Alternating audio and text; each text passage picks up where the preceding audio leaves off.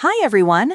In this video, we're going to learn how to use the gallery inside Grigora. First, open the Grigora Site Editor. Now, go to Add Elements and search for the gallery. Add the gallery to your page. Open the gallery settings. The first option you'll see is Layout. Here, you can switch between different gallery layout styles based on your requirements. Below Layout, you'll find the Images option, where you can upload images for your gallery.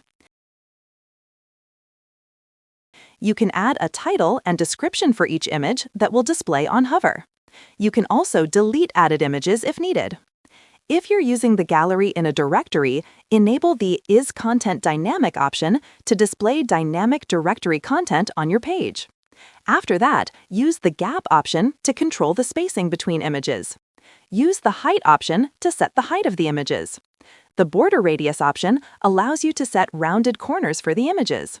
Enable Lightbox to make images open in a Lightbox preview when users click on them. Customize the margin and padding for the gallery. Try this out to create beautiful, interactive image galleries on your Grigora website. See you in the next tutorial!